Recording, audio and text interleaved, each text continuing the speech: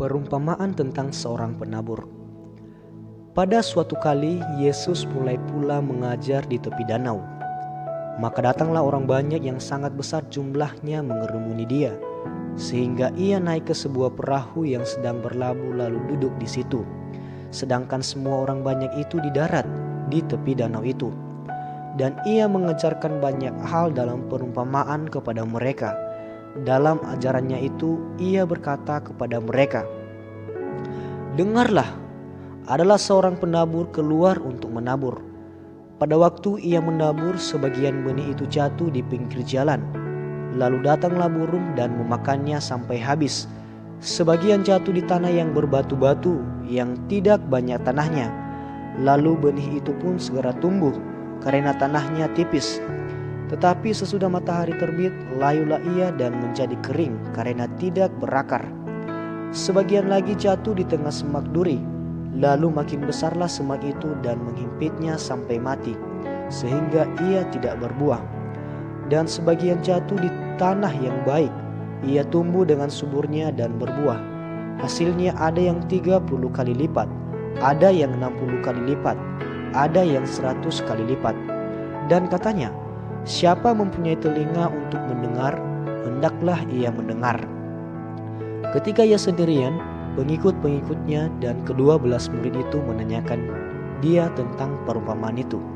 Jawabnya, "Kepadamu telah diberikan rahasia kerajaan Allah, tetapi kepada orang-orang luar segala sesuatu disampaikan dalam perumpamaan, supaya sekalipun melihat mereka tidak menanggap, sekalipun mendengar mereka tidak mengerti, supaya mereka jangan berbalik dan mendapat ampun." Lalu ia berkata kepada mereka, "Tidakkah kamu mengerti perumpamaan ini? Kalau demikian, bagaimana kamu dapat memahami semua perumpamaan yang lain? Penabur itu menaburkan firman. Orang-orang yang di pinggir jalan, tempat firman itu ditaburkan, ialah mereka yang mendengar firman. Lalu datanglah iblis dan mengambil firman yang baru ditaburkan di dalam mereka. Demikian juga yang ditaburkan di tanah yang berbatu-batu, ialah orang-orang yang mendengar firman itu dan segera menerimanya dengan gembira. Tetapi mereka tidak berakar dan tahan sebentar saja. Apabila kemudian datang penindasan atau penganiayaan karena firman itu, mereka segera murtad. Dan yang lain ialah yang ditaburkan di tengah semak duri, itulah yang mendengar firman itu. Lalu kekhawatiran dunia ini dan tipu daya kekayaan dan keinginan-keinginan akan hal yang lain masuklah menghimpit firman itu sehingga tidak berbuah. Dan akhirnya yang ditaburkan di tanah yang baik ialah orang yang mendengar dan menyambut firman itu lalu berbuah. Ada yang 30 kali lipat, ada yang 60 kali lipat, dan ada yang 100 kali lipat." Perumpamaan tentang pelita dan tentang ukuran. Lalu Yesus berkata kepada mereka, "Orang membawa pelita bukan supaya ditempatkan di bawah gantang atau di bawah tempat tidur, melainkan supaya ditaruh di atas kaki dian.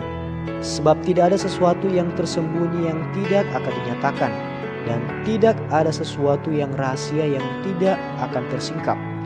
Barang siapa mempunyai telinga untuk mendengar, hendaklah ia mendengar." Lalu ia berkata lagi, "Camkanlah apa yang kamu dengar.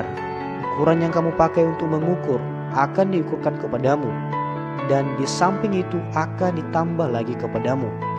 Karena siapa yang mempunyai, kepadanya akan diberi, tapi siapa yang tidak mempunyai, apapun juga yang ada padanya akan diambil daripadanya." Perumpamaan tentang benih yang tumbuh.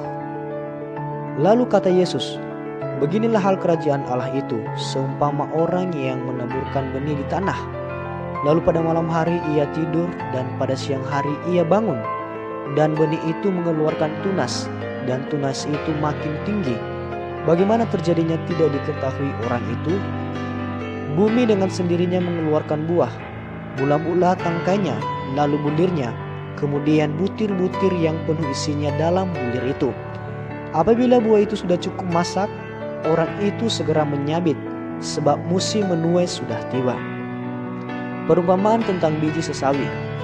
Katanya lagi, "Dengan apa hendak membandingkan kerajaan Allah itu? Atau dengan perumpamaan manakah hendaknya itu menggambarkannya? Hal kerajaan itu seumpama biji sesawi yang ditaburkan di tanah. Memang biji itu yang paling kecil daripada segala jenis benih yang ada di bumi.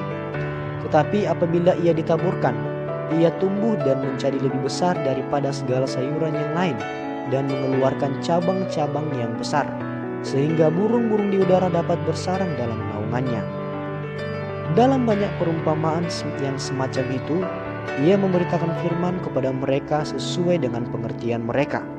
Dan tanpa perumpamaan ia tidak berkata-kata kepada mereka, tetapi kepada murid-muridnya ia menguraikan segala sesuatu secara tersendiri. Angin ribut diredakan.